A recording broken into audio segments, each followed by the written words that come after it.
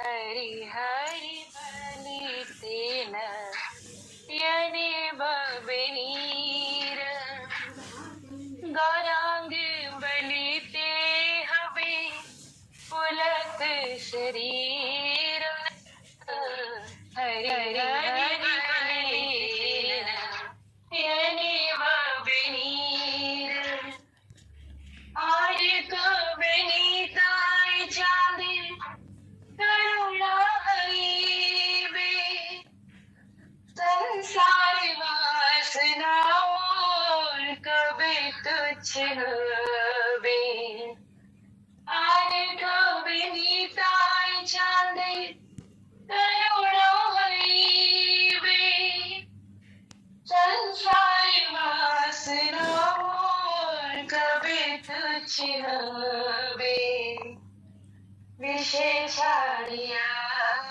कभी शुद्ध हबे मन विषय छाड़िया कभी शुद्ध हबे मन कभी हम नहीं रमन श्री वृंदावन कभी हम नहीं रमन श्री वृंदावन रूप रघुनाथ बरे आइए आए बेअकुति कभी हम बुझब से युगल प्रीति रूप रघुनाथ बरे आइए बेअकुति कभी हम बुझब से युगल प्रीति रूप रघुनाथ पदे रघु मोरे आशा रूप रघुनाथ पदे रघु मोरे आशा प्रार्थना करय सदा नरोत्तम दासा प्रार्थना करय सदा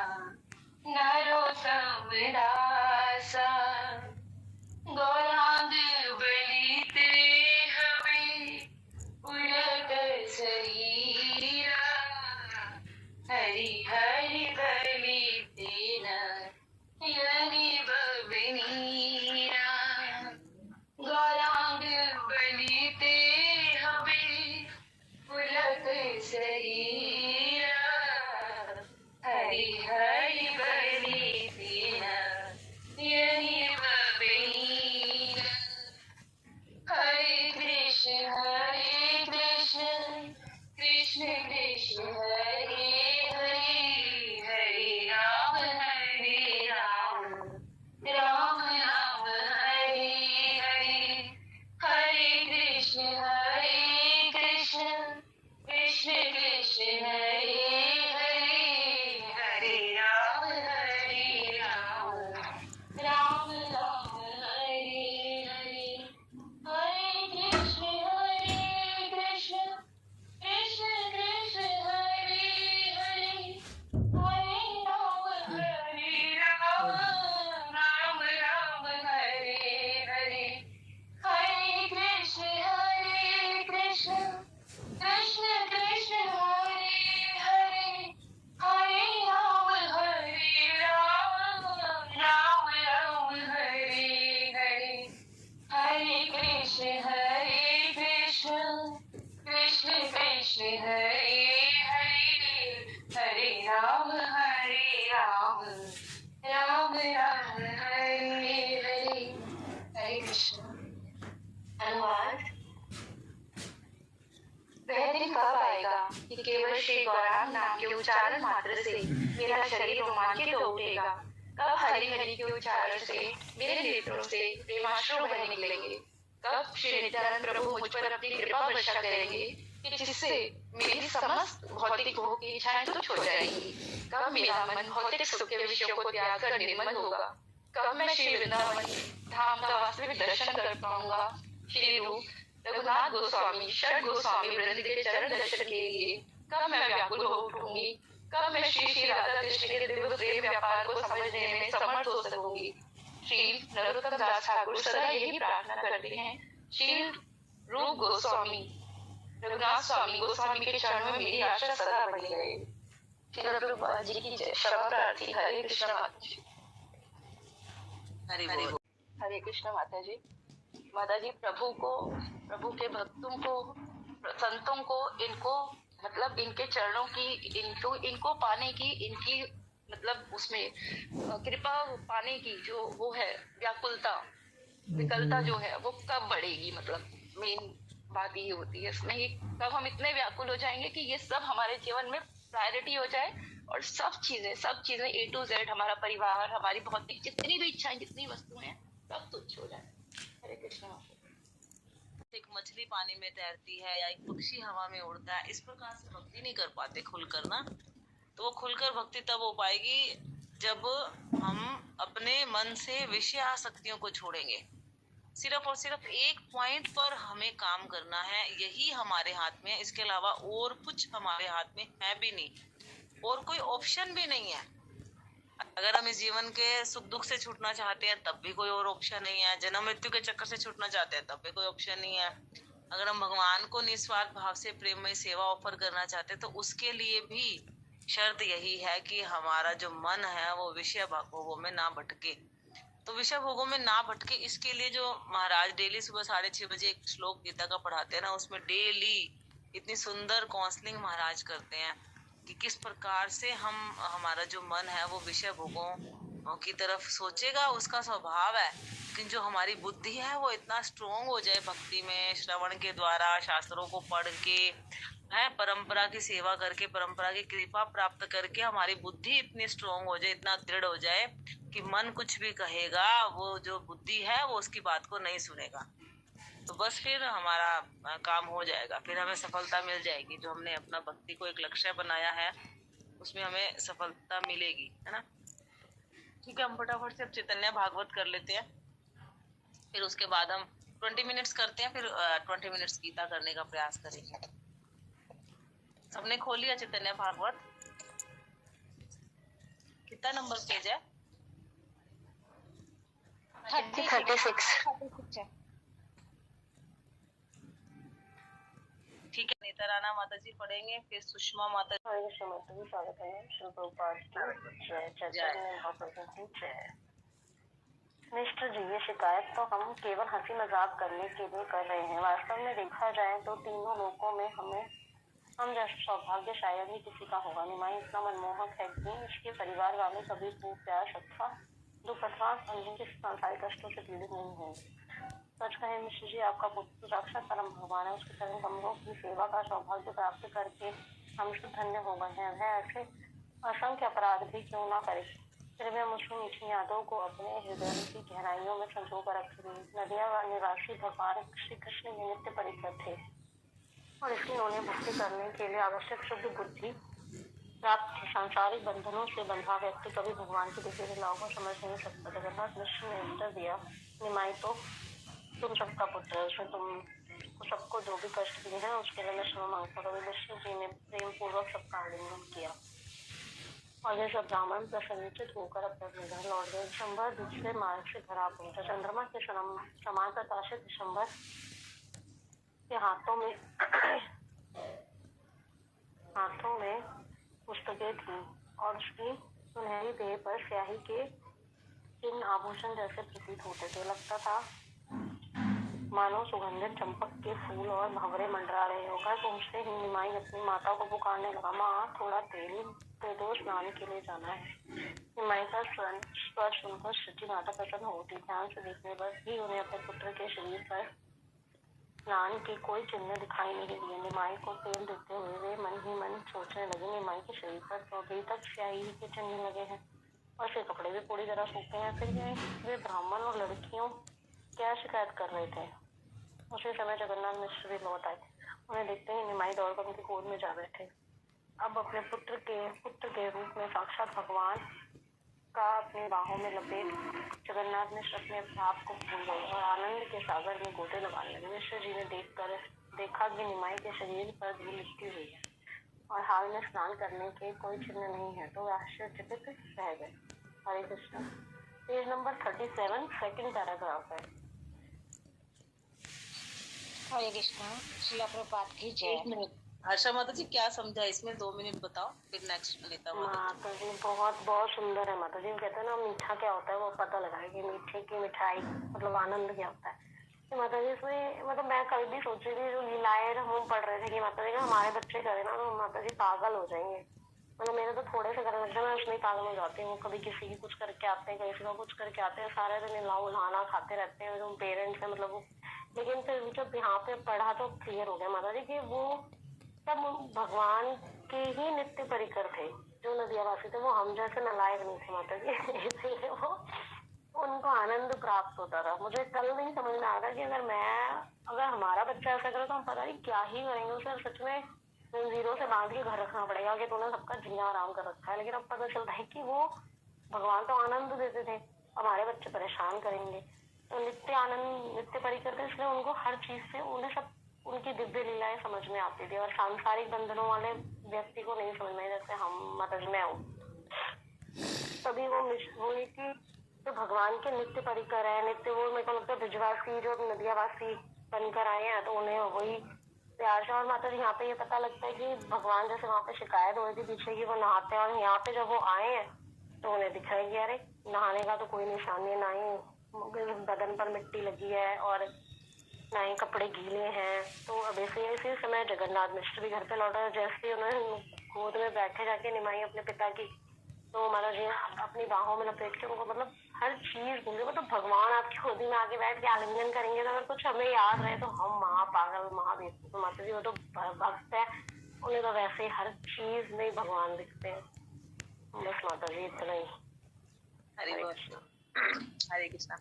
तो सबसे पहले तो ये है कि ना इसमें हर्षा माता जी आपको भगवान ने आज ये पेज क्यों पढ़वाया? क्योंकि आपके लिए लर्निंग पता है क्या है? अभी प्रैक्टिकल आज के पेज में आपके लिए लर्निंग है कि बच्चों से आपने परेशान नहीं होना। आपको एक तो ये समझना चाहिए कि अगर भगवान ने बचपन में इतनी शरारतें की हैं तो इस संसार के बच्चों ने ये शरारतें करने कहाँ से सीखी हैं? परम सोर्स कौन है? जैसे हम कहते हैं भी छल आया तो भगवान से आया है। माता जी वही सब भगवान है, बदमाशी सीखी है सबने तो भगवान से। और ये है उनके अच्छा ठीक है। हाँ तो फिर आपको ना ये सोचना चाहिए कि जैसे निमाई शरारतें करते हैं तो उनके पेरेंट्स इतना परेशान नहीं हो रहे, ऐसे ही आपको भी परेशान नहीं होना है। आपको समझना है कि ये लाइफ का एक पार्ट है और ये ऐसे ही चलेगा और ये नेचुरल है और इसमें खुद में परेशान नहीं होना। उस स्थिति में आप जो कर सकते हो बस वो करो। Getting the point?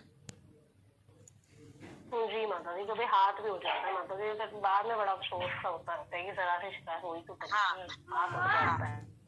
तो इसमें आप ये सोचो कि अगर ये भगवान के बच्चे हैं, ठीक है, भक्ति करने आए हैं, पिछले जन्म से भक्ति करते हुए आ रहे हैं, क्योंकि इन्होंने पिछले जन्म से भक्ति करते हुए आ रहे हैं ना, इसीलिए आपको इस जन्म में प्रभुपाद इस्कॉन बुक्स और ये सब मिल रहा है, क्योंकि उनको अपनी भक्ति आगे बढ़ानी है और उनके बहाने हमारी भक्ति जन्म में शुरू हो गई। मुझे ऐसा लगता है अपनी साइड, हो सकता है आपके साथ भी यही। मुझे भी यही नहीं, मेरे साथ यही है माता जी।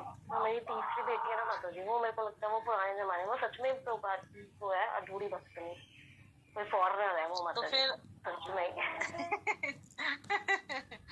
तो हो सकता है पिछले जन्म में वो विदेश में रही हो, उसने भक्ति शुरू की और इस जन्म में आगे बढ़ाने आई है। तो अगर आपको ये पता लगे कि कृष्ण ने अपना एक भक्त यहाँ भक्ति अपनी बढ़ाने और अपने आसपास के लोगों में भक्ति बढ़ाने के लिए भेजा है और आप उसकी आया हो, इसके पेरेंट्स भगवान खुद हैं, फिर आपको इनकी शरारतें तक करेंगी क्या? क्या फिर आप इनके बचपन से दुखी होगे क्या? फिर आप इनको डांटोगे मारोगे क्या? ये सोचो।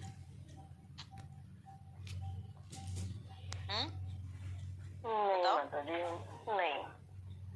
हाँ तो फिर अब आपको यही सोच के चलना है हर बात के अंदर कि मैं इनकी आया हूँ, मैं इनकी माँ नहीं हूँ। और मेड सर्वेंट को क्या करना होता है? क्या करना होता है मेड सर्वेंट को? प्यार से संभालना होता है और फिर उसके बाद माँ को सौंप देना होता है।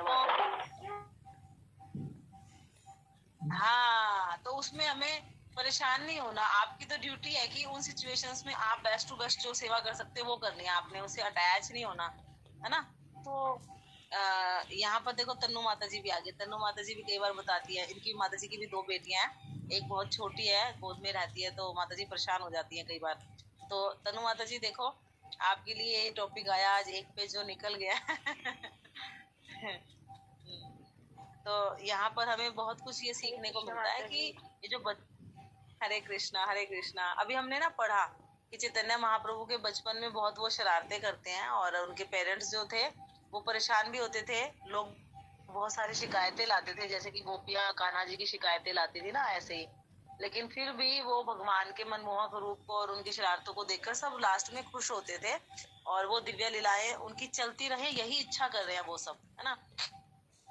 तो ऐसे ही हमने क्या सोचना है कि हमारे पास जो बच्चे हैं वो इस भौतिक संसार के नहीं है, वो भगवान की भक्ति करते हुए आए हैं और भगवान के भक्त हैं, और भगवान ने अपने भक्तों की सेवा हमको दी है।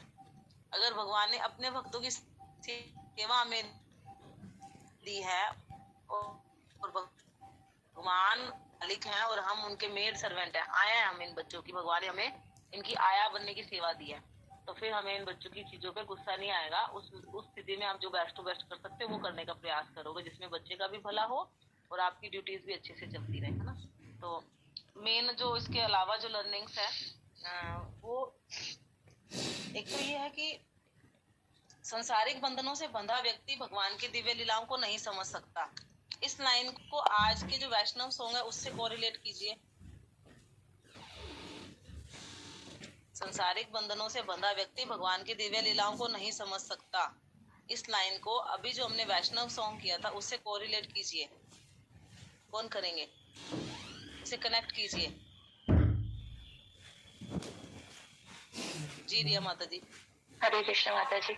माता जी उस भजन में हमें यही तो देखा था ना हमने कि उसमें ये बोला गया था कि मैं इतना बंधा हुआ हूँ अपनी भौतिक इच्छाओं से, कब वो दिन आएगा कि जब मैं उनके चरणों में, मतलब उनकी सेवा में या उनके दर्शनों में, उनकी कृपा में अपने आप को मतलब व्याकुल महसूस कर सकूंगा। तो वो तो क्योंकि भौतिक में बंधा हुआ इसीलिए तो वो अभी उस लेवल पे, उस स्टेज पे पहुंचा ही नहीं है। हाँ, तो भजन में हमने क्या देखा था कि विषय छाड़िया कबे शुद्ध होबे मन, है ना, कभी हमें हेरबो श्री वृंदावन। तो विषय वासना छूटेगी तो हम वृंदावन का असली रूप देख पाएंगे। अभी तो हम जाते हैं वृंदावन, दर्शन कराते हैं और मन खुश हो जाता है, हाँ हम भगवान के दर्शन कराए, हाँ हम वहाँ पे यमुना स्नान कराए। लेकिन वास्तव में जो वृंदावन धाम है जहाँ पर भगवान आज भी नित्य लीला करते हैं, जहाँ जो भगवान की लीला स्थली है, क्या हमें वो वाला रूप दर्शन होता है वृंदावन का? अगर हो जाएगा तो फिर हमें संसार में कुछ भी देखना, सुनना, खाना, बोलना अच्छा लगेगा क्या? कोई इच्छा रहेगी क्या? नहीं ना। तो बता रहे हैं ना कि जब तक हमारे संसारिक बंधनों में बंधे रहेंगे, विषय वासनाओं में आसक्ति रहेगी। अभी हमने बात की थी कि राधा और कृष्ण के प्रेम लीला के व्यापार को हम समझ पाएंगे, मतलब भगवान की भक्त के साथ क्या प्रेममयी आदान प्रदान की लीला होती है, उसको समझने के लिए हमें क्या करना होगा? संसारिक बंधनों से ऊपर उठना होगा। उस बंधनों से ऊपर उठने का तरीका व्यवहारिक यही है जो हमें प्रभुपाद ने दिया। क्या? श्रवणम कीर्तनम। जब हम चैंटिंग करते हैं तो हम मुंह से महामंत्र बोलते हैं, कीर्तन, और उसी को अपने कान से सुनते हैं, श्रवणम।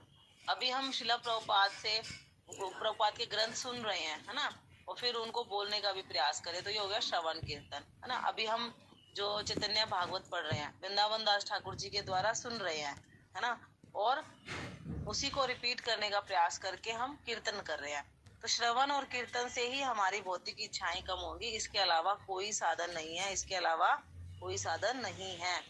अब यहाँ पर एक बात समझने की है कि इधर से तो वो सब शिकायतें करने आए और निमाई ने क्या करा? अपने शरीर के ऊपर किस चीज के निशान लगा लिए? शाही की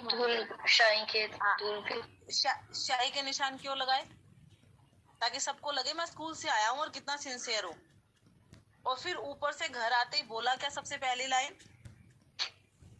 स्नान के लिए नहाने जाना। मतलब अभी अभी आप गंगा जी के किनारे कोई शरारत नहीं करके आए हो। आप समझ रहे हो कि भगवान कितने तेज हैं, मतलब वो जो रोल प्ले कर रहे हैं कितना परफेक्टनेस के साथ कर रहे हैं। अब यहाँ पर हमारे लिए क्या लर्निंग है? हमारे लिए लर्निंग ये है कि हम अपनी भौतिक इच्छाओं के कारण और अपने कर्म फलों के कारण यहाँ पर फंस गए हैं आकर, ठीक है। अब फंस गए हैं तो हमें वो भौतिक ड्यूटीज पूरी करनी है। लेकिन शिला प्रभुपाद और भगवान की कृपा से हमें ग्रंथ मिल गए, भक्त मिल गए, भगवान का मंदिर मिल गया। अब समझ में आ रहा है कि हम आत्मा हैं और एज अ सोल हमारा रिलेशन भगवान के साथ है। अच्छा, अब भगवान के साथ रिलेशन बनाने के लिए हमें चैंटिंग, हीरिंग, रीडिंग, भगवान की सेवा, डिटी वर्शिप, धाम यात्रा, ये सब करना है। और इधर से भौतिक शरीर की ड्यूटीज। अब इन दोनों में कोई मेल है क्या? बताओ, इन दोनों में कोई मेल है? शरीर का स्वभाव और आत्मा का स्वभाव एक जैसा है कि अलग अलग है? माता जी अलग अलग है। तो हम विषम स्थिति में फंस गए अब, है ना। तो फिर अब हमें क्या करना है? प्ले करना है, एक्टिंग करनी है। किस चीज की एक्टिंग करनी है? कि भाई हम सारे काम बड़े अच्छे कर रहे हैं। भौतिकता की हाँ, और वास्तव में हम इंटरनली क्या है? अंदर से भगवान को याद रखना है, भगवान के दास है, भगवान की सेवा के चिंतन स्मरण में रहना है। तो भगवान इसीलिए कह रहे हैं मां मनुस्मर्य युद्धश्च। भगवत गीता में भगवान कहते हैं कि मेरा स्मरण करते हुए युद्ध करो। अपनी प्रिस्क्राइब ड्यूटीज को इस संसार में करना युद्ध से कम नहीं है। ये सबको पता है, हम सबको पता है कि यह संसार में सरवाइव करना बहुत मुश्किल है ना। तो वो एक संघर्ष हमारा हमेशा चलता रहता है। उस संघर्ष को करने के लिए हमें क्या करना होगा? उस संघर्ष को जीतने के लिए हमें क्या करना होगा? कीर्तन और श्रवण। हाँ, तो अपने मन को भगवान में लगा के रखना होगा। मन में स्मरण कब होगा? जब हम श्रवण और कीर्तन करेंगे। आप देखो, सुबह सबसे पहले जो चीज आप सुनोगे और मुंह से बोलोगे वो सारा दिन आपके स्मरण में चलेगा। आप सुबह सुबह ना एक फिल्मी सॉन्ग या मूवी देख लो, चलो, पूरा दिन वो मूवी आपके दिमाग में चलेगी, पूरा दिन वो फिल्मी सॉन्ग आपके मुंह पे आएगा, चाहो ना चाहो अपने आप आएगा। तो ज्यादा अच्छे कि हम सुबह सुबह हरिनाम 2 घंटे माला करें, कोई कीर्तन सुन ले, कोई लेक्चर सुन ले, कोई ग्रंथ पढ़ ले, सो दैट कि पूरा दिन हमारे दिमाग में वही चले, है ना। तो इसके लिए यहाँ पर निमाई बहुत अच्छी एक्टिंग करके दिखा रहे हैं कि देखो मैया, मैंने तो कुछ करा ही नहीं, मैं तो सीधा साधा बच्चा स्कूल से पढ़कर आया हूँ और अब मुझे स्नान करना है। अब माँ भी सोच रही है कि इसके ना तो कपड़े गीले हैं, ना शरीर पे कोई गंगा के किनारे की मिट्टी का चिन्ह है, बल्कि इसके शरीर पर तो स्याही लगी हुई है, जिससे पता लगता है कि मेरा बच्चा बहुत पढ़ाई करके आया है स्कूल में। तो हमें भी इसी तरीके से अच्छी एक्टिंग करनी है यहाँ पे। जैसे हमने पहले ही बात की थी ना कि रूप गोस्वामी, सनातन गोस्वामी, चैतन्य महाप्रभु को हर महीने लेटर लिखते थे कि महाप्रभु, हम बहुत मुसलमान सरकार की नौकरी करके परेशान हो गए हैं, हमें सिर्फ भक्ति करनी है, हम यहाँ फंस गए हैं, हम कैसे निकले, आप बताओ हम कैसे निकले। तो महाप्रभु के पास वो लेटर जाता था, महाप्रभु कोई जवाब नहीं देते थे। जिसके साथ भेजते थे वो 2 दिन तक वेट करता था, फिर वो चुपचाप आ जाता था, क्योंकि रूप गोस्वामी, सनातन गोस्वामी ने बोला था कि आप लेटर देना, 2 दिन वेट करना, जो वो दे तो ठीक है, नहीं दे तो ठीक है, तुम वापस आना अगले महीने। फिर जब वो बहुत मन से अपने परेशान होते थे, फिर लेटर लिखते थे, महाप्रभु का कोई जवाब नहीं आता था। तो इस तरह से 2-3 साल निकल गए, मतलब 2-3 साल के काफी टाइम निकल गया, एग्जैक्ट मुझे नहीं पता कितना टाइम निकला। एक दिन महाप्रभु का बहुत लंबे इंतजार के बाद 2 लाइनें लिखी हुई आई। तो ऐसे ही हम अपनी साधना करते चले, सेवा करते चले, अपने फिजिकल ड्यूटीज जो है वो भी करें, स्पिरिचुअल ड्यूटीज हैं वो भी करें, और भगवान से प्रार्थना करते रहें कि भगवान, वो दिन कब आएगा जब हम 24 घंटे आपका स्मरण करेंगे, वो दिन कब आएगा जब हमारी आंखें आपके दर्शन से इतना तृप्त हो जाएंगी कि संसार में कुछ देखने को और अच्छा नहीं लगेगा, मन नहीं करेगा देखने को। ऐसा दिन कब आएगा जब हम आपके बारे में सुन सुनकर इतना आनंदमय हो जाएंगे कि आपके अलावा कुछ सुनने की इच्छा नहीं रहेगी। तो यही तो हमने आज चर्चा की ना, विषय वासना कब हमारे मन से छूटेगी। तो ऐसी प्रार्थना अगर हम करते रहेंगे तो एक दिन कभी तो कभी जब भगवान देखेंगे कि अभी इसकी सिंसियरिटी 10% है, अभी इसकी प्रार्थनाओं में बल 20% आया है, अभी इसकी प्रार्थनाओं में हृदय की सच्चाई 30% आई है ना। तो करते जैसे वो पानी जो होता है जब तक घुटनों तक होता है, फिर वो थाइस तक आ जाता है, फिर वो नाभि तक आ जाता है, फिर वो चेस्ट तक आ जाता है, फिर वो गले तक आ जाता है, फिर जब वो चिन तक आ जाता है, तो फिर हमें क्या लगता है? क्या लगता है? अब डूब जाएंगे हम में। हाँ, और जब तक घुटनों तक था तब हम थोड़ा रिलैक्स थे, थोड़ी चिंता थी, थोड़े रिलैक्स थे, है ना।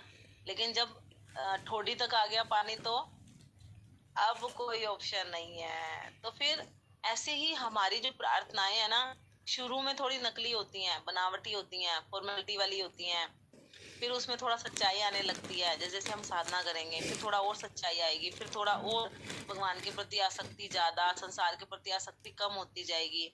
तो जितना प्रतिशत हमारे अंदर शरणागति आती जाएगी उतनी ज्यादा हमारी प्रेयर्स में सच्चाई होगी, उसी हिसाब से भगवान सुनेंगे। तो यहाँ पर जब महाप्रभु का लेटर आया तो उसमें 2 लाइनें क्या थी, किसी को याद है? बताइए, किसी को भी याद नहीं? और अभी बताते ही याद आ जाएगा सबको। महाप्रभु ने कहा कि एक शादीशुदा पत्नी को अगर एक्स्ट्रा मैरिटल अफेयर हो जाता है तो वो क्या करती है? क्या करती है वो इतने अच्छे से काम करती है कि पता न चले उसके पति को। ठीक है। और मन ही मन उसका चिंतन करती है जो उसका प्रेमी होता है। यस। तो इस शरीर के जो स्वामी हैं वो तो हमारे संबंधी हो गए, चलो ठीक है, हम उनकी सेवा कर रहे हैं, वो पति पिता पुत्र जो भी है हमारे। और आत्मा के स्वामी कौन है? भगवान, ठीक है। तो अब हमें सोल लेवल पर तो भगवान से रिलेशन है और भगवान से ही हमारा संबंध है। तो अब हम 2 तरह के स्वामियों की तरफ बंध गए हैं, है ना। एक तो शरीर का स्वामी और एक आत्मा का स्वामी। अब हम बहुत विषम स्थिति में हैं। किस किस को लगता है हम विषम स्थिति में? संसारिक संबंधों में और भगवान के साथ संबंध निभाने में हम कर नहीं पा रहे बैलेंस, है ना कहीं बहुत ज्यादा वो कंट्रोवर्सी रहती है, विषम स्थिति रहती है हमारी। तो ये स्थिति हो गई ये वाली या नहीं हुई?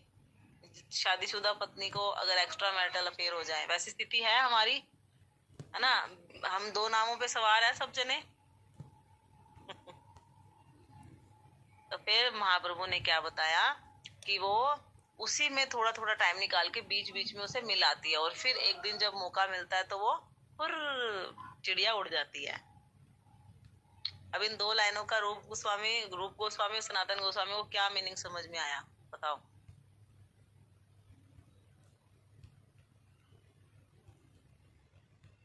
हरे कृष्ण माता जी। मुझे माता जी ये मैंने पढ़ा नहीं है और ज्यादा सुना भी नहीं है, लेकिन जो मुझे लगता है यही समझ आया होगा कि वहां पर रह के उन्हें कर्म करते रहना है, लेकिन मन में अपने प्रभु के प्रति और अपने गुरु के प्रति निष्ठा रखते हुए उन्हीं का स्मरण, उन्हीं का चिंतन करते जाना है और जप करते रहना। हरे कृष्ण माता जी। और फिर जब उसको मौका मिलेगा तो वहां से भाग जाओ।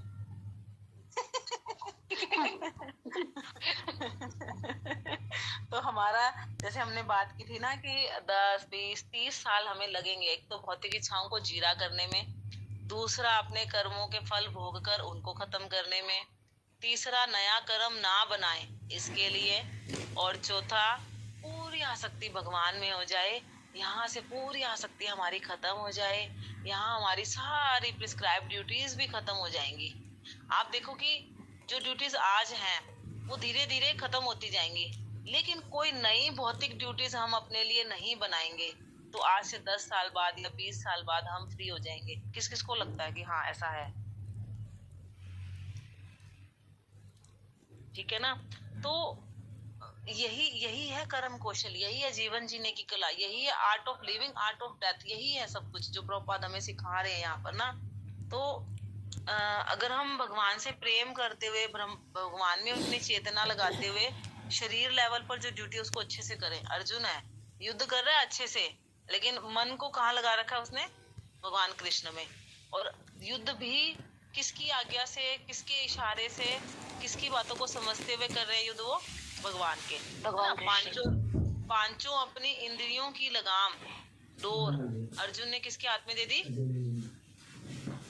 भगवान के हाथों में। लेकिन हमें देखने में लग रहा है कि अर्जुन युद्ध कर रहा है, लेकिन वास्तव में उसने अपना सब कुछ भगवान को अर्पित करके भगवान के इशारे पे चल रहा है। देखने में लग रहा है कि भगवान कृष्ण उसके सारथी हैं, लेकिन वास्तविक स्थिति में कौन मालिक कौन नौकर? श्री कृष्ण मालिक अर्जुन। हाँ, अर्जुन भगवान के इशारों पे नाच रहा है, जैसा भगवान कह रहे हैं वैसा करके युद्ध कर रहा है। तो इसी तरीके से हमें संसार में रहना है, इसी तरीके से। तो यहाँ पर निमाई भी हमें यही बता रहे हैं, हमें रोल प्ले अच्छे से करना है यहाँ पे अपना। उसकी सफलता तब है जब हम सारी अपनी आसक्ति भगवान में ट्रांसफर कर पाएंगे। सॉरी, हमने एक ही पेज में 20 मिनट लगा दिए। ठीक है, नेक्स्ट पेज पढ़ते हैं। किनकी टर्न थी? अनीता माता जी की ना। हरे कृष्णा, श्रील प्रभुपाद की जय।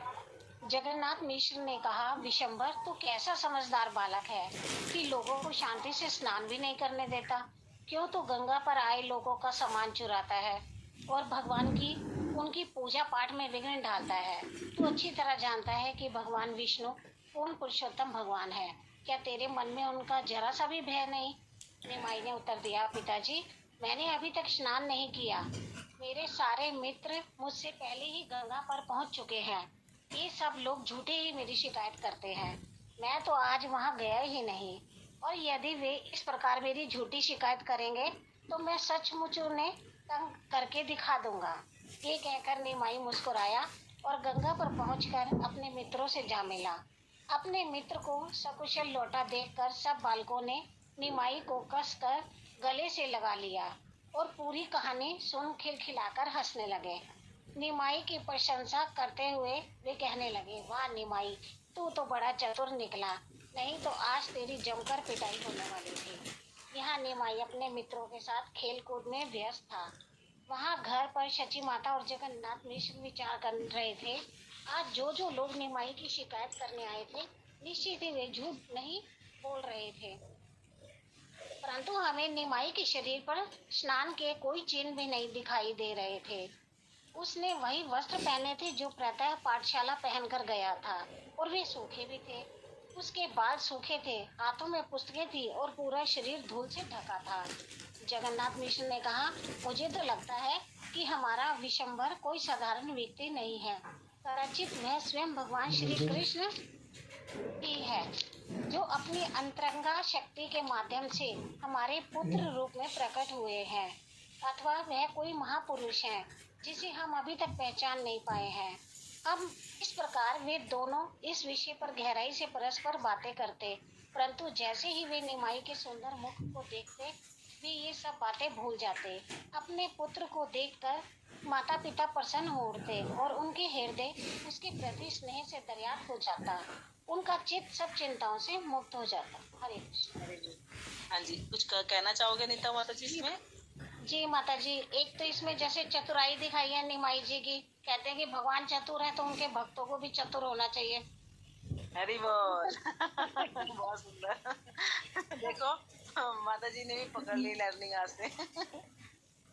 और दूसरा ये था इसमें माता जी कि जैसे उन्होंने दिखाया कि पता है उनके माता पिता को कि भाई वो जो आए थे शिकायत करने आए हैं वो झूठ नहीं बोल रहे हैं, लेकिन फिर भी उनको ये लगा कि लेकिन उसके हाव भाव देख के भाई उनका शरीर बाल सूखे हैं, वस्त्र भी वही पहन के गए जो सुबह पहन के गए थे पाठशाला में। तो ये कहते हैं कि हमें लगता है कि ये साधारण व्यक्ति नहीं है, क्योंकि कृष्ण का ही अवतार है, स्वयं भगवान कृष्ण ही है जो शक्ति अपनी अंतरंगा शक्ति के माध्यम से हमारे पुत्र रूप में प्रकट हुआ है। अरे बहुत सुंदर। तो माता जी ने जो बताया ना चतुर वाला पॉइंट, तो उसमें ना हमें अपनी बुद्धि लगानी होगी। जब तक हम भगवान की तरफ आकर्षित नहीं होंगे, भक्ति हृदय से नहीं करेंगे, सच्चाई के साथ नहीं करेंगे, सरलता के साथ नहीं करेंगे, होगा क्या कि माया हमें इसी तरह से चीट करती रहेगी। किस किस को लगता है कि माया हमें चीट करती है कि यहाँ पर सुख है, वो हमें प्लानिंग बनवाती है, हमें कहती है आओ इधर मेरे को देखो, आओ इधर मेरे साथ खाओ, आओ इधर मेरे साथ नाचो, घूमो, अच्छा पहनो, नेम फेम में आ जाओ, धन कमाओ, है ना। तो इन सब चीजों में हम क्या करते हैं, जन्मों जन्म भटक रहे हैं। और माया इतनी चतुराई से हमें मतलब आकर्षित करके ऐसा पीटती है कि हम ना समझ ही नहीं पाते कि हम फंसे कहाँ हुए हैं, है ना। तो अगर अब हम चतुर होंगे तो क्या करेंगे? अभी तक तो हम मूर्ख थे, माया की चालों में फंसे हुए थे। अब हमें क्या करना है और कैसे करना है, बताओ। माता जी जो आपने कल लेक्चर दे उसमें भी बहुत अच्छा दिया हुआ था कि इस भौतिक संसार के अंदर कोई खुश खुश नहीं रह सकता कि हमारी आदतें खराब हो चुकी हैं और क्यों हम मटेरियल पैरालाइज हो चुके हैं कि माया देवी ने हमको रिजेक्ट करके डस्टबिन में डाल दिया है और प्रभुपाद जी जो है हमारा रिसाइकल कर रहे हैं। बहुत सुंदर, बहुत सुंदर। तो फिर अब हमें ना चतुर होना है। जो हमारा ये मन है ना, ये माया, बाहर कहीं कोई माया नहीं है। ये मन कैसे माया है? जैसे मान लो हम एक फंक्शन में गए, चारों तरफ ना खाने पीने की स्टॉल्स लगी हुई हैं। अब जिसका मन शराब में है ना, वो शराब की स्टॉल ढूंढेगा। जिसको लिक्विड्स अच्छे लगते हैं वो उसमें, किसी को नमकीन अच्छे लगते हैं तो वो स्नैक्स की तरफ भागेगा, किसी को स्वीट्स अच्छे लगते हैं तो वो स्वीट वाली शॉप ढूंढ के उस पे खाने भागेगा, है ना। तो इसी से हमें पता लगता है कि वास्तव में शराब में आकर्षण नहीं है। आकर्षण किस में है? गड़बड़ कहाँ है? हमारे मन की, है ना। हमारा मन जहां पर वीक है ना, वो उसी तरफ भागता है, क्योंकि हमें कमजोर पॉइंट्स चारों तरफ रखे हुए हैं माया देवी ने पूरे संसार में। और जो हमारी वीकनेस है वो क्या कहेगी? आजा आजा। और हम क्या करते हैं? चल क्यों फिसल जाते हैं फिसलन पट्टी की तरह, है ना। तो जो हमारी बुद्धि है वो शास्त्रों से स्ट्रोंग हो जाएगी। तो बुद्धि क्या कहेगी? नहीं नहीं, उधर नहीं जाना, देख उधर गड्ढा है, और फिर फंस जाएगा, है ना। हाथी को पता हो कि आगे गड्ढा है और उसमें फिर तो जीवन भर के लिए ट्रैप हो जाएगा, तो वो जाएगा उस तरफ क्या, है ना। तो अब हमें प्रभुपाद बता रहे हैं, शास्त्र हमें बता रहे हैं, तो हमें चतुर बनना है। चतुर बनना है कैसे? कि बाहर से अपनी जो समय काल परिस्थिति के अकॉर्डिंग ड्यूटीज है करो, मीडियम तक करो, बहुत ज्यादा मत करो। बहुत ज्यादा करेंगे तो उसमें फिर हमारी आसक्ति होगी, हम फिर उसमें फंसेंगे। अपने तन की, मन की, धन की शक्ति अगर हम भौतिक चीजों में लगा देंगे तो फिर भगवान में क्या लगाएंगे ना। तो फिर हमें क्या करना है? मीडियम तक उसको बैलेंस करना है। ऐसे नहीं कि संसार को बिल्कुल ही जीरो कर देना है, क्योंकि इतना भी हमारे अंदर वैराग नहीं आया, इतना भी हम ज्ञान में पक्के नहीं हुए हैं। तो अपना दोनों चीजों को करना है, इधर भी करना है उधर भी करना है। बैलेंस कैसे करना है? समय काल परिस्थिति के अकॉर्डिंग बुद्धि हमें भगवान देंगे, जिस तरफ हम प्रायोरिटी देंगे उस तरफ हमें बुद्धि भगवान देंगे। नेक्स्ट पेज पढ़ते हैं फटाफट से। जी, इनकी टर्न थी। हरे कृष्णा माता जी, सादर प्रणाम। शीला प्रभुपाद जी की जय। दोनों के लिए दोनों के लिए निमाई से, माता जी यहीं से था ना? हाँ यहीं से। दोनों के लिए निमाई से दूर होना अत्यंत पीड़ादायक था। उसका 2 घंटे पाठशाला में जाना उन्हें 2 युगों जैसा प्रतीत होता। शची देवी और जगन्नाथ मिश्र के सौभाग्य का भला कौन वर्णन कर सकता है। मैं उन दोनों के चरण कमलों पर नमन करता हूँ कि उन्होंने संपूर्ण ब्रह्मांड के स्वामी को पुत्र रूप में प्राप्त किया। अपनी खेल कूद की बाल्य लीलाओं के बहाने निमाई ने अथक दूसरों के साथ शरारतें की।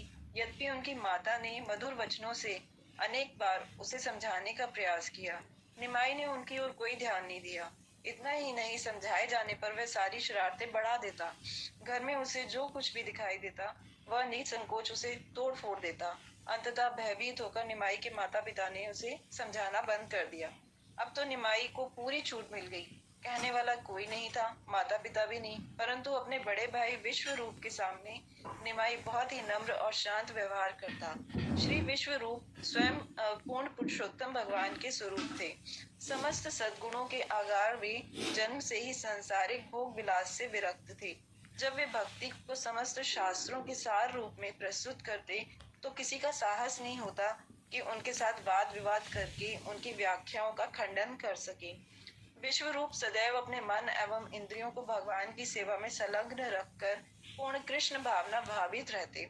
अन्य किसी वस्तु एवं कार्य में उनकी कोई रुचि नहीं थी। निमाई के असाधारण व्यवहार के बारे में सोचकर विश्व रूप को आश्चर्य होने लगा। विश्व रूप ने सोचा, निश्चित ही यह बालक कोई साधारण बालक नहीं है। इसका सुंदर रूप तथा असाधारण व्यवहार मुझे भगवान बाल गोपाल का स्मरण करवाता है। अनेक बार मैंने इसे अति मानवीय कार्य करते हुए देखा है। मुझे तो लगता है कि अवश्य ही इस छोटे बालक के शरीर में भगवान श्री कृष्ण स्वयं लीलाएं कर रहे हैं। हरे कृष्ण माता जी। जी बताओ। माता जी, वो मतलब उनके माता पिता ने भी उन्हें समझाना छोड़ दिया था, क्योंकि वो नहीं मान रहे थे और ज्यादा शरारतें करनी उन्होंने शुरू कर दी थी। लेकिन वो जो उनके बड़े भाई थे विश्व रूप, उनको देखकर वो थोड़ा सा शांत हो जाते थे, क्योंकि वो एक तरीके से मतलब इस संसारिक उससे विरक्त हो गए थे।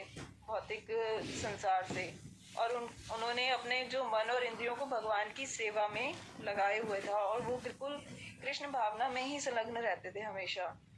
तो विश्व रूप ने, उनके जो भाई हैं, उन्होंने उनको पहचान लिया कि ये बालक कोई साधारण बालक नहीं है, और ये मतलब ऐसा लगता है कि ये स्वयं भगवान कृष्ण ही मतलब दूसरा जन्म लेकर लीलाएं कर रहे हैं महाप्रभु के रूप में। मतलब उनके मन में ऐसा विचार आया उनकी लीलाएं देख के महाप्रभु की, कि ये साधारण बालक नहीं है। हरि बोल। तो यहाँ पर एक तो ये हमारे लिए लर्निंग है कि भगवान निमाई 2 घंटे के लिए पाठशाला जाते, तो किसके लिए वो समय विरह का होता था? माता पिता के लिए, माता पिता के लिए, है ना, माता पिता के लिए। तो क्या हम जैसे आज चैंटिंग करें, अगले दिन चैंटिंग करेंगे, तो चैंटिंग से हमें बाकी 22 घंटे विरह होता है क्या? या आज रीडिंग की, अगले दिन रीडिंग करने बैठेंगे, तब तक उतने घंटों में हमें विरह होता है कि थोड़ा टाइम निकाल के किसी न किसी प्रकार से थोड़ा रीडिंग कर लूँ, चैंटिंग कर लूँ, हियरिंग कर लूँ, भगवान के दर्शन कर लूँ, मंदिर जाया हूँ, कोई सेवा कर लूँ? हमें विरह नहीं होता भगवान से ना, बहुत कम होता है ना। तो ये हमें जैसे जैसे हम अपना स्पिरिचुअल प्रैक्टिस को ध्यानपूर्वक करेंगे, हमें उसमें ज़्यादा टेस्ट आएगा, तो फिर उस रस के लिए हम तड़पेंगे, है ना। भगवान के बारे में सुनते रहेंगे तो क्या होगा, बाहर की चीज़ें अब हमें कम अच्छी लगनी। पहले हम बहुत ज़्यादा टाइम फ़ोन पर गप्पे मारने में, पड़ोस के साथ खड़े होने में लगाते थे, लेकिन हो सकता है कि अब धीरे धीरे हमें वो बातें कम अच्छी लगे। पहले हो सकता है हम ब्यूटी पार्लर पे टाइम और पैसा खर्च कर रहे हो, और अब हमें लग रहा हो कि नहीं ये बेकार है, इससे अच्छा है कि मैं वो जो धन है भगवान की सेवा में लगा दूं, और भगवान की सुंदरता को देखकर खुश हूँ, अपने सुंदरता की तरफ ध्यान करने से ज़्यादा अच्छा है। बहुत सारे ऐसे पॉइंट्स हमारे दिमाग में ना डेली लाइफ में आएंगे, अगर हम सिंसियर होकर, सीरियस होकर प्रयास कर रहे हैं तो। वरना तो फिर माया हमें लुभा रही है और हम माया में फंसे रहेंगे। तो जितना हम भगवान के बारे में सुनेंगे, सोचेंगे, करेंगे, उतना हमें भगवान से आसक्ति होती चली जाएगी। आप सोच के देखो कि एक कोई नया व्यक्ति हमारे घर आता है, 1 महीने हमारे साथ रहता है, तो धीरे धीरे हम उसके साथ हंसने बोलने, कब उसकी सेवा करने लगते हैं, कब वो हमारी सेवा करने लगता है। और जब वो महीने बाद जाता है तो फिर हमें थोड़ा सा ना अकेलापन, उसकी कमी खलती है, होता है ऐसा। तो कोई अनजान व्यक्ति साथ रहता है, उससे हमारा एक वो संबंध सा बन जाता है, तो फिर भगवान के साथ नहीं बनेगा क्या? अगर हम भगवान के साथ रोज इतना टाइम स्पेंड कर रहे हैं, करेंगे, तो क्या भगवान से हमें विरह नहीं होना चाहिए क्या? है ना। वृंदावन की बाल लीलाओं में हम देखते हैं कि ग्वाल बाल सुबह से शाम तक कान्हा के साथ रहते थे, लेकिन रात को कान्हा अपने घर चले गए तो ग्वाल बाल कहते थे ये रात होती ही क्यों है, जैसे हमें पूरी रात कान्हा के बिना रोज रहना पड़ता है। तो जैसे ही रात आती थी तो उनके लिए बड़ा भारी और उदासी आ जाती थी। ऐसे ही पूरा दिन भगवान ग्वाल बालों के साथ है तो गोपियां नहीं भगवान के दर्शन कर पा रही, तो पूरा दिन गोपियों के लिए क्या हो जाता था? विरह। उनको लगता था हाय कब शाम होगी, कब कान्हा जंगल से आएंगे तो हमें उनके दर्शन होंगे। तो यहाँ पर हर 2-2 घंटे में भगवान एक को वात्सल्य भाव में या सखा भाव में या माधुर्य भाव में प्रेम दे रहे हैं, और दूसरा जो संबंधी है वो क्या हो रहा है? उनके विरह में क्या हो रहा है? माधुरी दुखी। हाँ, दुखी। तो वो 2 घंटे, 4 घंटे, 6 घंटे वो जो विरह में बिताते थे, उस टाइम वो जो प्रार्थना करते थे, भगवान तुरंत आकर उनकी उस इच्छा को पूरा करते थे। अब हो सकता है कि कोई 4 घंटे में बहुत कम उदास हुआ हो कृष्ण के लिए, कोई हो सकता है कि बहुत ज्यादा दुखी हुआ हो उनके विरह से। तो जब भगवान वापस आएंगे, जो जितना दुखी होगा उसको भगवान के दर्शन और मिलने पर कितना आनंद होगा? माता जी प्रपोर्शन सेम होगा ना माता जी, दुख और सुख का। हाँ, तो ऐसे ही अगर हम भगवान के विरह में दुखी नहीं होते, चैंटिंग, हियरिंग, रीडिंग से, मंदिर में भगवान के दर्शन करने से, धाम यात्रा से, भक्तों के संग से अगर हमें विरह नहीं होता है, तो सोच के देखो फिर इस संसार में ही सुख मिलेगा और इसी में ही फंसे रह जाएंगे, है ना। तो जितना हमें भगवान के प्रति आकर्षण होगा उतना ही उनसे विरह होगा, जितना विरह होगा उतना ही फिर उनसे मिलने पर हमें आनंद भी आएगा। कहते हैं ना, जितना तेज भूख है खाना उतना ही स्वाद लगता है। और फिर नेक्स्ट क्या है कि विश्व रूप ना गंभीर है, विरक्त है, एकदम कृष्णा कॉन्शियस रहते हैं। तो जब सामने एक ऐसा व्यक्ति रहता है तो निमाई कैसे हो जाते थे, नम्र और शांत, है ना। तो ऐसे ही जब हम ऐसे भक्तों का संग करेंगे जो भगवान में ज्यादा से ज्यादा प्रयास कर रहे हैं, जिनको नेम फेम से आकर्षण नहीं है, जो किसी की निंदा चुगली बुराई नहीं करते, दो चीजें होती हैं ये पैमाना ना कि हमें कैसे भक्तों का संग करना है। जो एक तो निंदा ना करे और दूसरा ऑलवेज कृष्ण भक्ति बढ़ने और बढ़ाने की बात करे, जिसका संग करके हमारी भक्ति बढ़े, जिससे हमारा भगवान के प्रति आकर्षण बढ़े, है ना। वो संग हमें करने चाहिए। तो जैसा हम करेंगे तो फिर हम भी वैसे ही बनते चले जाएंगे। ये पॉइंट क्लियर हुआ ना कि क्यों निमाई विश्व रूप के सामने नम्र और शांत रहते थे। ठीक है, मेरे ख्याल से हाँ कर लेते माता जी। एक सेकंड, बस एक क्वेश्चन छोटा सा है माता जी। अगर मान लीजिए जैसे कई भक्त भी होते हैं माता जी, जैसे मतलब माता जी हमें कंफर्टेबल फील नहीं होता उनके साथ, तो क्या करना चाहिए माता जी? वो कंफर्टेबल इसलिए नहीं लगता क्योंकि उनकी और हमारी रुचि एक जैसी नहीं होती है। आप समझ रहे हो? जी माता जी, मतलब बहुत अनकंफर्टेबल हो जब ये चीज ना घर में भी होता है। मान लो हम 5 सदस्य रह रहे हैं, ठीक है, एक की बिजनेस में रुचि है तो उससे आप जब भी बात करोगे ना वो बिजनेस की बात करेगा। एक जने की मान लो भक्ति में रुचि है, उससे जब भी बात करो वो भगवान की बात करेगा। तो उन दोनों को जब भी वो मिलेंगे तो क्या एक दूसरे की बात में रस आएगा, उनको संग करने को मन करेगा उनका? नहीं मतलब। तो ये चीज घर में भी होती है हमारी। मान लो कई सारी औरतें इकट्ठी हो जाए, आप देखना, तो जिसको बातों में बहुत मजा आएगा ना वो 3-4 जने एक तरफ गुट बना के बातें करने लग जाएंगी। जिसको मान लो सर्विस करने में मजा आ रहा है तो वो क्या करेंगे, 3-4 जने खड़े होकर सबको खाना खिलाने में लग जाएंगी। देखा है आपने ऐसा कई ग्रुप में? तो जिसको जहां पर रुचि होती है ना वो उस तरह के ग्रुप में अपने आप ही बन जाता है। आप देखो कि एक नई क्लास शुरू हुई, उसमें 30 बच्चे हैं, लेकिन हर कोई 2-3 फ्रेंड बना लेता है। तो किस बेस पे बन जाते हैं अलग अलग ग्रुप? शुरू में तो 30 के 30 नए थे एक दूसरे के लिए, और 2-4 महीने बाद देखो तो सबके ग्रुप बन जाते हैं। अब जिसको क्रिकेट में शौक है वो 4 जने एक तरफ हो जाएंगे, जिनको म्यूजिक में शौक है वो 4 जने एक तरफ हो जाएंगे, जिनको कह लो ड्राइंग में शौक है वो ड्राइंग वाले चारों का अपना एक ग्रुप बन जाएगा। तो ये होता है और ये नेचुरल है। तो हमें भी ये कहा जाता है कि हम इस्कॉन में आते हैं तो हमें पता नहीं होता कि कौन भक्त क्या सेवा कर रहा है, कौन भक्त कैसी चेतना का है ना। तो हमें सम्मान तो सबको देना है क्योंकि वो सब भक्ति कर रहे हैं, वो सब माला कर रहे हैं, वो सब कुछ ना कुछ प्रभुपाद की सेवा कर रहे हैं, और उन सब के प्रयास से कहीं ना कहीं कोई और भगवान से जुड़कर आगे आ ही रहा है। तो हमें सबका सम्मान करना है। ये पॉइंट क्लियर है? जी माता जी। हाँ, तो सबका सम्मान करने में हमने कोई कमी नहीं करनी, ठीक है। फिर उसके ऊपर एक जीना और चढ़ते हैं हम। फिर हम ये देखते हैं कि हाँ किसकी रुचि ऐसी है जिसमें मेरी भी रुचि है। हम मंदिर जाते हैं, है ना। मान लो कोई माता जी है जो ना प्रीचिंग में बहुत अच्छी है, तो कुछ उत्साही भक्त जिनके अंदर प्रीचिंग का टैलेंट होगा ना वो उन माता जी से जुड़ जाएगा। किसी भक्त में मान लो कुकिंग बहुत अच्छी है, तो जिन माताओं को अंदर कुकिंग का थोड़ा सा रुचि होगी ना, एक नेचुरल टेस्ट होता है, वो फिर उन माता जी से जुड़ के कुकिंग में सेवा में आगे आता है भगवान के लिए, भक्तों के लिए।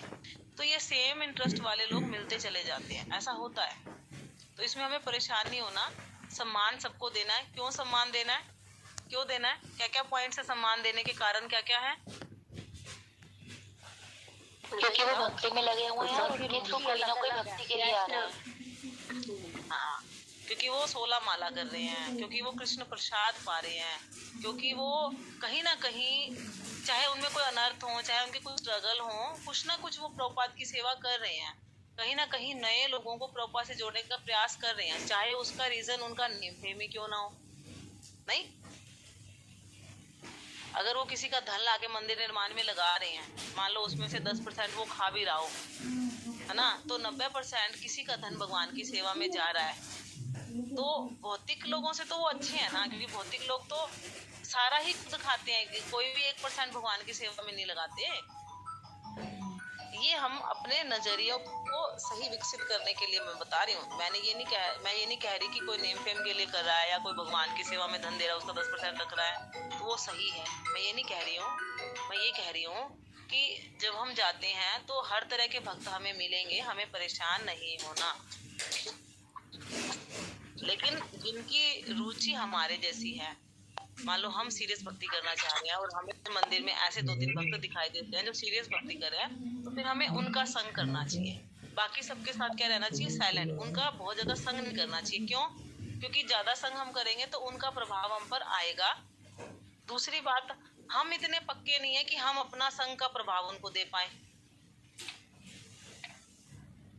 ये 2 पॉइंट क्लियर हुए सबको? क्या क्या 2 पॉइंट है?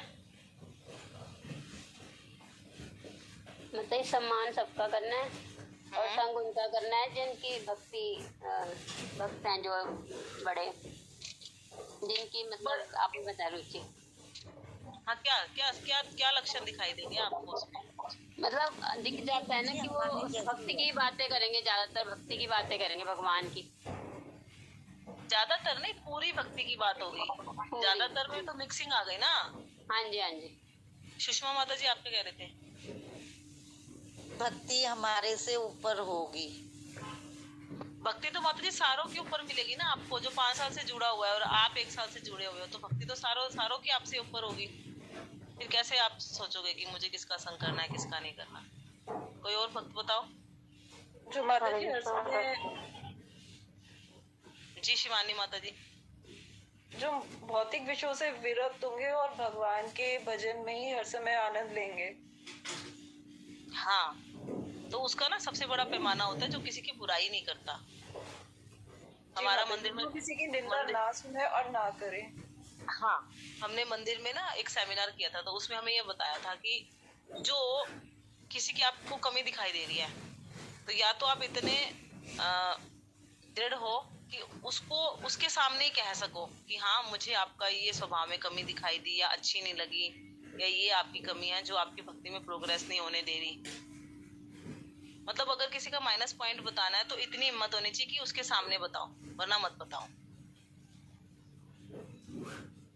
पीठ पीछे हमें क्या करनी चाहिए? उसकी प्रशंसा। उसके सामने उसकी प्रशंसा नहीं करनी। क्यों नहीं करनी किसी की प्रशंसा उसके सामने? हरे कृष्ण माता जी, क्योंकि वो अहंकार को जन्म देती है। Yes yes. कोई भक्त नया नया आया है ना, उसको हम बहुत ज्यादा उसकी प्रशंसा करेंगे या झूठी चापलूसी करेंगे, तो वो शुद्ध भक्ति में कैसे लगेगा? और अगर आपकी बहुत ज्यादा प्रशंसा की जा रही है और झूठी प्रशंसा की जा रही है, तो फिर हमें समझ जाना चाहिए ये सही नहीं है। और जहां पर भी कोई किसी की निंदा कर रहा है, तो इसका मतलब अभी वो थोड़ा मैच्योर कम है।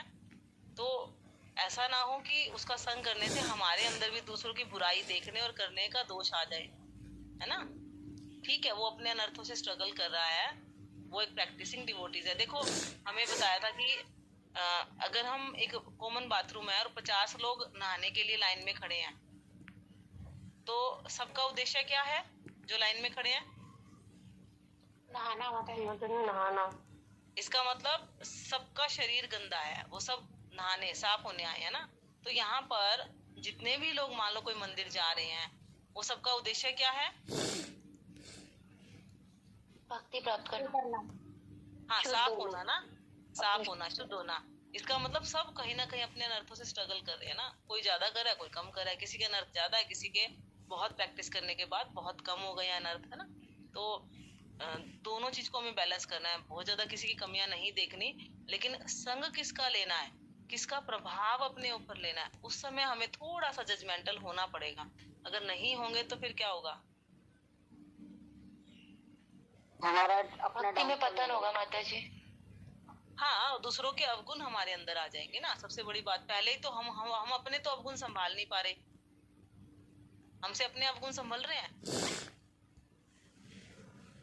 संभल रहे हैं किसी से? उसके लिए तो जन्मों जन्म का स्ट्रगल चल रहा है ना। तो किसी और हम उसका संग लेके अवगुण ले लेंगे तो फिर तो क्या ही होगा ना हमारा भक्ति में। इसलिए कहते हैं कि हमें उन्नत भक्तों का संग करना चाहिए। उन्नत भक्तों का मतलब जिनका उद्देश्य शुद्ध भक्ति की तरफ चलना है, जो प्रयास कर रहे हैं इन सब गलत चीजों से बचने का। तो अगर हम उनका संग करेंगे तो हम भी कैसे गलत चीजों से बचे ये उनके संग से सीख पाएंगे। क्वेश्चन क्या था, उसका आंसर मिला क्या आपको? जी निधि माता जी। जी माता। हरे कृष्णा माता जी। माता जी मैं ये पूछना चाह रही थी कि मतलब कोई भक्तों की जैसे बुराई कर रहे हैं या कुछ है तो वो भी सब वैष्णव अपराध में आता है क्या? यस, आता ही है। आप ये समझ के देखो, जैसे अभी हमने बात की कि जो भी भक्त माला कर रहे हैं, जो भी भक्त भोग लगा कर खा रहे हैं, जो भी लोग प्रभुपाद की छोटी से छोटी कुछ भी सेवा कर रहे हैं, भगवान की कुछ सेवा कर रहे हैं, है ना, वो सब हमें उन सबको आदर देना है। ठीक है। अब देखो, हम सब भौतिक जीवन से भगवान की भक्ति करने का प्रयास कर रहे हैं। भौतिक जीवन में हमारे अंदर अनर्थ हैं, कमियां हैं, दोष हैं, तभी तो हम यहाँ भटक रहे हैं। अब वो अनर्थ ये तो है नहीं कि पहले दिन मंदिर गए और पहले ही साल में हम 100% प्योर हो जाएंगे। क्या बच्चा पहले साल स्कूल जाता है और वो पूरा एजुकेटेड हो जाता है क्या एक साल में? कितने साल लगते हैं उसको? 20 साल 25 साल, है ना, डॉक्टर इंजीनियर बनने में लगते हैं। अगर हम ये आशा करें कि कोई व्यक्ति 1 साल इस्कॉन गया तो वो पूरा सुधरा हुआ है, या फिर मैं 1 साल हो गया इस्कॉन से जुड़े को तो 1 साल में मैं पूरी क्यों नहीं सुधरी, तो ये दोनों ही आशा क्या है, गलत है। अब बात आती है कि हाँ, अगर मान लो दूसरे में कोई कमी है ना, और जब तक हमें नहीं पता थी तो हम उसको आदर दे रहे थे, प्रणाम कर रहे थे, और हमारे मन में उसके प्रति कोई गलत भाव नहीं आ रहा था। जैसे ही किसी तीसरे व्यक्ति ने हमें दूसरे व्यक्ति की बुराई बताई, अब उसके बाद जब भी हम उस व्यक्ति से मिलेंगे तो हमारे मन में उसको देखते ही सबसे पहले क्या आएगा? माता जी ये दूसरे व्यक्ति की बुराई करेगा। बुराई करेगा, आप समझे नहीं, हम ए हैं, ठीक है। बी व्यक्ति की कमी हमें नहीं पता, तब तक हम हमेशा उसको प्रेम से हरे कृष्णा मिलते हैं और आगे बढ़ जाते हैं। सी व्यक्ति ने हमें बी व्यक्ति की कोई कमी बता दी। अब जब भी हम बी व्यक्ति को देखेंगे तो जैसे हमें उसके बारे में पहले नहीं पता था, उसे मिलते थे और पता लगने के बाद मिलते हैं, तो हमारे भावों में क्या अंतर आएगा, मैं ये पूछ रही हूँ। माता जी, अगर हमारी भक्ति घृणा सी हो जाएगी, अगर हम अभी भक्ति में बढ़े नहीं अच्छी तरह, तो हम उसे घृणा सी करेंगे थोड़ी। तो ठीक है ना, तो जब हम उसको सम्मान नहीं देंगे, है ना, तो क्या भगवान को अच्छा लगेगा? नहीं माता जी। जैसे हमने बात की थी, ये ना बहुत बारीक टॉपिक है जो हम छेड़ के तो बैठ जाते हैं और उसमें कम से कम 1 घंटा हमारा निकल जाता है। जैसे एक ना माँ के मान लो 50 बच्चे हैं, ठीक है, माँ को पता है ना मेरे बच्चे में कौन सी किस में क्या कमी है और किस में क्या क्या क्वालिटीज हैं, यस और नो? ये बात है। ठीक है, हम भक्ति करने आए हैं तो हमारा मेन उद्देश्य भगवान की प्रसन्नता है। ये पॉइंट क्लियर है सबको? ठीक है।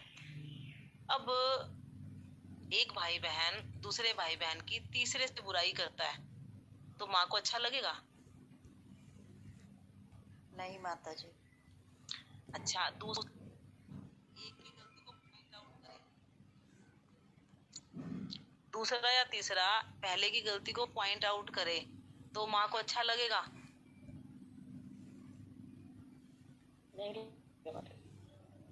नहीं अच्छा लगता। माँ को पता है किसमें क्या कमी है और माँ को पता है कब किसको कैसे कहाँ पे कितना सुधारना है।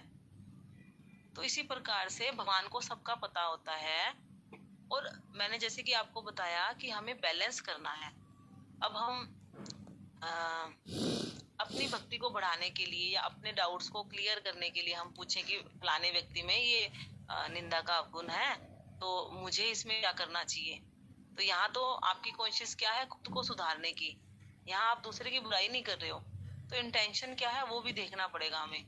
लेकिन उसका संग लेने के लिए तो हमें पता होना चाहिए ना कि उसमें कितने अच्छे गुण हैं जो उसका संग लेके मेरे में भी आ जाएंगे।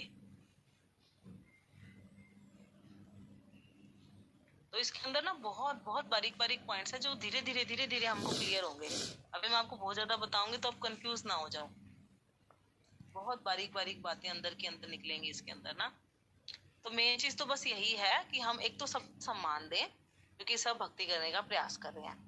दूसरा पॉइंट क्या है कि जो किसी की बुराई नहीं करते और हर पल जो खुद को और दूसरों को भगवान की सेवा में लगा रहे हैं, ऐसे भक्तों का हमें संग करना चाहिए। उनका प्रभाव हम पर आएगा तो हमारी भक्ति बढ़ेगी। जो दूसरों की बुराई करते हैं और जो नेम फेम के लिए, लाभ मान प्रतिष्ठा के लिए या किसी स्वार्थ से भक्ति कर रहे हैं, तो हमें उनका संग बहुत ज्यादा नहीं करना चाहिए, वरना हमारे अंदर भी भक्ति करने का उद्देश्य अभी तक जो भगवान की प्रसन्नता था वो साइड हो जाएगा। Getting the point? हाँ जी और दूसरों के अंदर तीसरे के प्रति घृणा भरना हमारा उद्देश्य नहीं होना चाहिए। लेकिन किसी की भक्ति बचती हो तो फिर हम बता सकते हैं कि देखो आप उस व्यक्ति का संग कर रहे हो, लेकिन उस व्यक्ति में शायद ये दोष है, आप देखकर उनका संग करना। तो इसमें वो हमारा हितैषी भी हो सकता है, तो उसको हम निंदा की दृष्टि से ना देखें। आप समझ रहे हो, निंदा करने का भाव अलग होता है और हमारे भले के लिए हमें गलत लोगों से दूर करने का भाव अलग होता है। तो इन दोनों में भी हमें डिफ्रेंशिएट करना आना चाहिए। ये पॉइंट क्लियर हुआ सबको? हाँ, क्योंकि हम क्या है कि एक छोटा बच्चा होता है, उसे कुछ नहीं पता होता तो उसको कुछ बताओ तो वो गलत भी कर लेता है ना, फिर उसको लगता है कि नहीं मुझे तो यही तो बताया था, हालांकि उसने खुद ने पूरी बात को समझा नहीं होता। तो इसलिए बहुत ज्यादा हम बातों को डिटेल में करेंगे तो कहीं हम कंफ्यूज ना हो जाएं। ठीक है, हम फटाफट से अब गीता कर लेते हैं, एटलीस्ट 2 श्लोक तो हमारे हो ही जाएंगे। आप गीता का एक श्लोक पढ़िए, 1 मिनट मेरा कॉल आ रहा है। निकालिए गीता जी, प्लीज बताइए। अरे माता जी पढ़िए फिर श्लोक नंबर कहाँ तक पढ़ा था कल? 40 है माता जी। मैंने भी 30 40 पर है हम। 40 हाँ 40 पढ़िए माता जी, आप पढ़िए। हरे कृष्ण माता जी। नया विक्रम नाशः अस्ति है प्रत्यवाय न विद्यते स्वल्पम अपि यस्य धर्मस्य त्रायते महतः भयात्। इस प्रयास में ना तो हानि होती है ना ही हास, अभी तो इस पथ पर की गई अल्प प्रगति भी महान भय से रक्षा कर सकती है। कर्म का सर्वोच्च दिव्य गुण है कृष्ण भावनामृत में कर्म या इंद्रिय तृप्ति की आशा न करके कृष्ण के हित में कर्म करना। ऐसे कर्म का लघु आरंभ होने पर भी बाधा नहीं आती है, न कभी इस आरंभ का विनाश होता है। भौतिक स्तर पर प्रारंभ किए जाने वाले किसी भी कार्य को पूरा करना होता है, अन्यथा सारा प्रयास निष्फल हो जाता है। किंतु कृष्ण भावनामृत में प्रारंभ किया जाने वाला कोई भी कार्य अधूरा रहकर भी स्थायी प्रभाव डालता है, अतः ऐसे कर्म करने वाले को कोई हानि नहीं होती, चाहे यह कर्म अधूरा ही क्यों न रह जाए। यदि कृष्ण भावनामृत का 1% भी कार्य पूरा हुआ है तो उसका स्थायी फल होता है, अतः अगली बार 2% से शुभारंभ होगा। किंतु भौतिक कर्म में जब तक 100% सफलता प्राप्त न हो तब तक कोई लाभ नहीं होता। अजामिल ने कृष्ण भावनामृत में अपने कर्तव्य का कुछ ही प्रतिशत पूरा किया था, किंतु भगवान की कृपा से उसे 100% लाभ मिला। इस संबंध में श्रीमद् भागवत में एक अत्यंत सुंदर श्लोक आया है।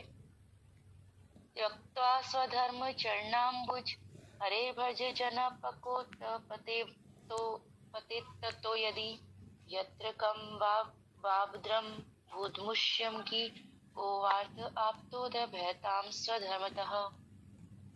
यदि कोई अपना धर्म छोड़कर कृष्ण भावनामृत में काम करता है और फिर काम पूरा न होने के कारण नीचे गिर जाता है तो इसमें उसको क्या हानि, और यदि कोई अपने भौतिक कार्यों को पूरा करता है तो उससे उसको क्या लाभ होगा। अथवा जैसा कि ईसाई कहते हैं कि यदि कोई अपनी शाश्वत आत्मा को खोकर संपूर्ण जगत को पाले तो मनुष्य को इससे क्या लाभ होगा। भौतिक कार्य तथा उनके फल शरीर के साथ ही समाप्त हो जाते हैं, किंतु कृष्ण भावनामृत में किया गया कार्य मनुष्य को इस शरीर के विनष्ट होने पर भी पुनः कृष्ण भावनामृत तक ले जाता है।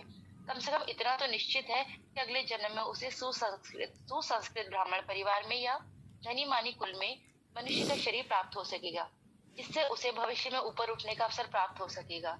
कृष्ण भावनामृत में संपन्न कार्य का यही अनुपम गुण है। हरे कृष्ण माता जी। माता जी, इस श्लोक से मुझे ये समझ में आता है कि जो हम भौतिक सुखों के लिए जो भी कार्य करते हैं उसका पूरा होना इसी उसमें जरूरी होता है, तभी उसका पूर्ण हमें फल मिलता है। लेकिन कृष्ण भावनामृत में किया हुआ कोई भी कार्य चाहे अपूर्ण है लेकिन उसका हमें पूरे का पूरा फल मिलता है।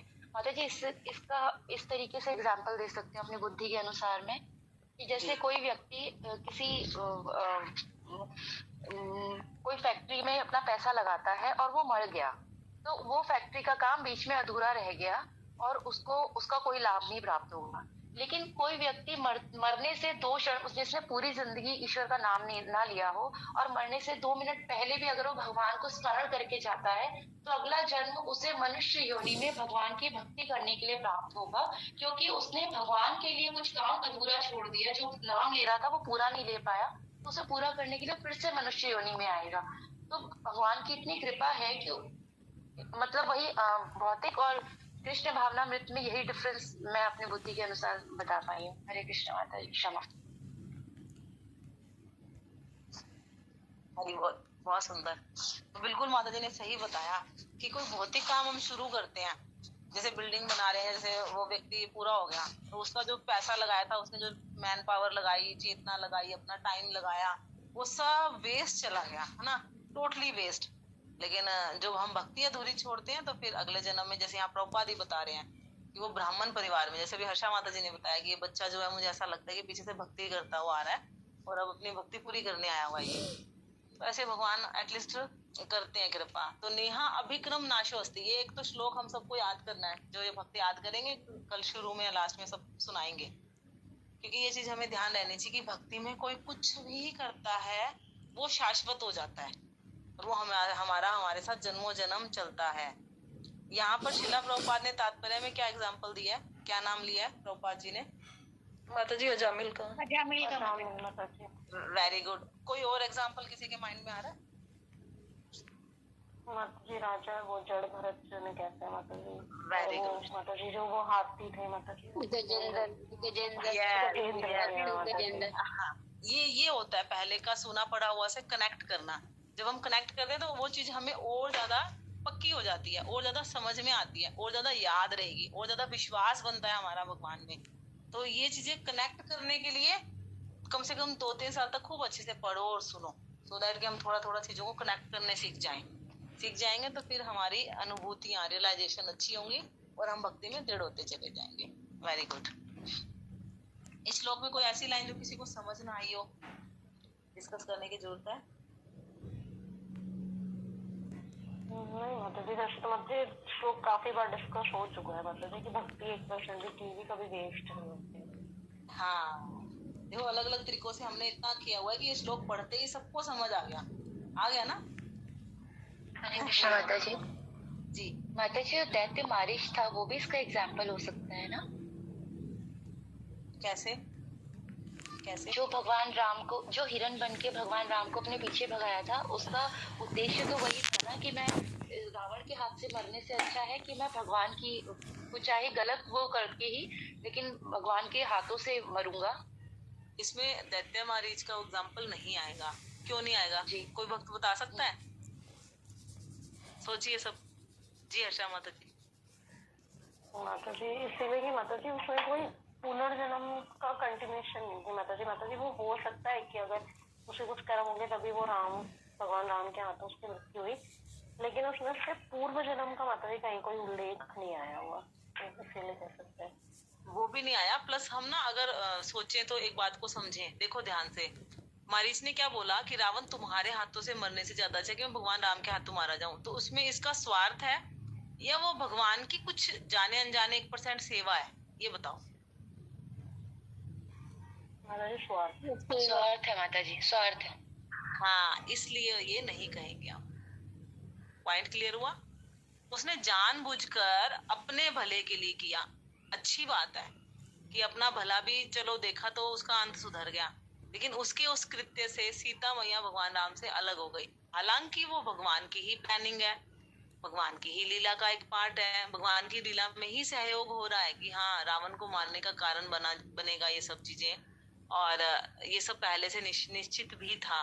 लेकिन फिर भी क्या आपको कहा जाए कि आपको भगवान के हाथों से मरने का मौका दिया जा रहा है, तो आप इस पॉइंट को चूज करेंगे?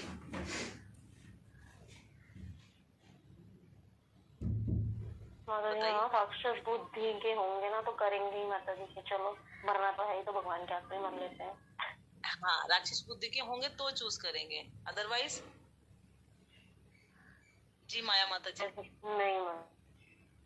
माता जी हम तो चयन करेंगे, और मेरे इस पूरे लेक्चर को ये मेरी ग्रैंड डॉटर सुन रही है। अब ये बीच में बोल रही है, ये कह रही है मैं तो करूंगी, भगवान जी मुझे मारने आएंगे तो मैं मरना चाहूंगी। हरी बोल। मैं जवाब नहीं दे पा रही और ये बोल रही है। क्योंकि हम ना इस सिचुएशन को भी समझे नहीं है। देखो अगर हमें ये पता लगे कि हाँ हमारी माँ हमें सब कुछ दे रही है, हमारे लिए इतना त्याग और तपस्या कर रही है तो फिर माँ को कोई छोटा सा दुख देकर हम अपना भला करना चाहेंगे क्या? ये अपना भला नहीं करना चाहेंगे। नहीं माता जी। हाँ तो यहाँ पर एक भक्त होता तो वो मारीच जैसा डिसीजन नहीं लेता। हम ठीक है भक्त नहीं है, हम स्वार्थी हैं, हम ना लोभ बुद्धि से ही भक्ति करें। देखो ना करने से तो लोभ बुद्धि से भक्ति करना अच्छा है, कोई बात नहीं, भगवान कहते हैं कि आ जाओ, क्योंकि भगवत गीता में आया है ना कि चतुर्विधा भजन्ते माम, आरती अर्थार्थी ज्ञानी और जिज्ञासु, 4 तरह के लोग मेरे पास आते हैं। 7वें चैप्टर में आएगा ये श्लोक ना। तो भगवान कहते कि मेरी तरफ ना आने से तो अच्छा है कि तुम किसी स्वार्थ से मेरी तरफ आ जाओ, कोई बात नहीं। इस पॉइंट को फिर कभी बारीकी से डिस्कस करेंगे। माता जी यहाँ पे वो वाला उदाहरण आ सकता है जो एक ऋषि ने हिरण के बच्चे को पाला था। हाँ जड़ भरत, जो हर्षा माता जी ने बोला ना, जड़ भरत, वेरी गुड। हाँ वो हिरण, फिर वो उन्होंने हिरण की जोनी में उनको जाना पड़ा एक बार, पर वो थोड़े समय ही रहे, उसके बाद उनका वो जो मुंह था वो कट गया था। गुड। एक कल वाला श्लोक सबको कम क्लियर हुआ था? सबने वो तात्पर्य पढ़ा दोबारा या नहीं? तात्पर्य पढ़ा था? रिया माता जी ने पढ़ा? क्या क्या समझ में आया रिया माता जी आपको उस श्लोक से? उतना अच्छे से